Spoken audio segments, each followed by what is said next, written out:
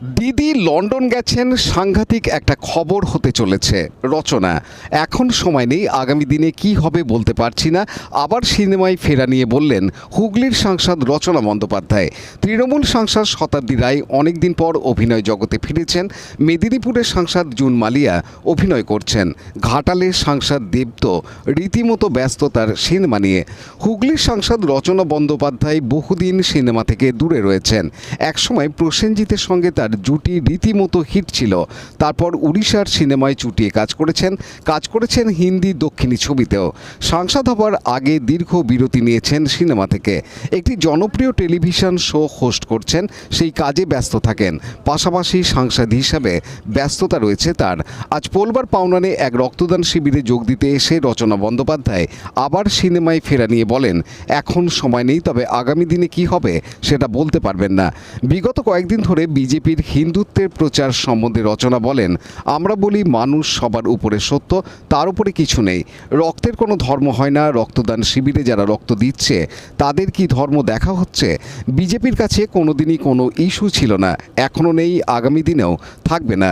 মুখ্যমন্ত্রী মমতা বন্দ্যোপাধ্যায় লন্ডন গেছেন, সে প্রসঙ্গে বলেন, দিদি যখন গেছেন তখন একটা সাংঘাতিক কিছু খবর হতে চলেছে। ফিঙ্গার ক্রস, আমরা পজিটিভ জিনিসে বিশ্বাস করি।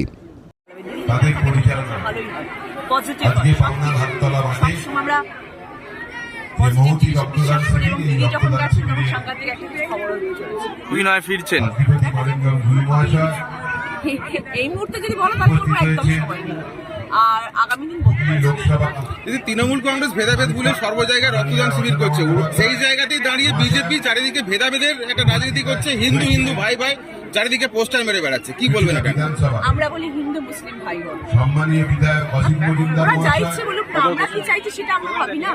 আমাদের তৃণমূল কংগ্রেসের এই একটাই জিনিস, আমরা মানুষ সবার উপরে সত্য, তার উপরে মহিলা আর কিছু নেই। সভানেত্রী তাহলে কি ভোটের রাজনীতি তাহলে আগামী আমরা যে আজকে যে রক্তদান শিবির, আমরা কি দেখছি কে মুসলিম, কে হিন্দু, কে শিখ, কে জৈন, কে খ্রিস্টান, আমরা তো দেখছি না। তাহলে আমরা কি করে এরকম ভাবে অনুষ্ঠান করছি, এবং আমরা কি শুধু আমরা নয়, সব জেলায় এটা হচ্ছে।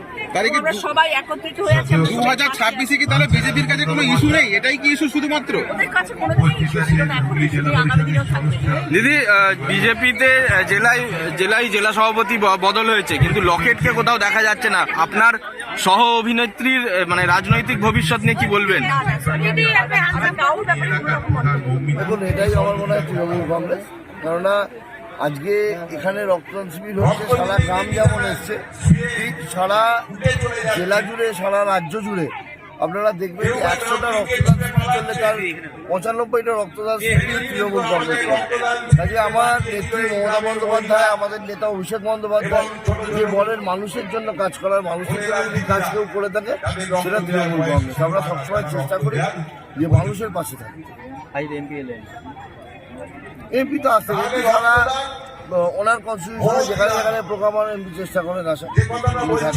আজকে তো দেখা যাচ্ছে যেমন হিন্দু হিন্দু ভাই ভাই বিজেপি পোস্টার করেছিল, তৃণমূল আপনারা অন্যদিকে করেছিল হিন্দু মুসলিম শিখ ইসাই ভাই ভাই, সেরকম ফরওয়ার্ড ব্লকও দেখা যাচ্ছে, তারা লিখছে হিন্দু মুসলিম ভাই ভাই। কি বলবেন? দেখুন, আমাদের মানে ভারতবর্ষে এটাই ঐতিহ্য।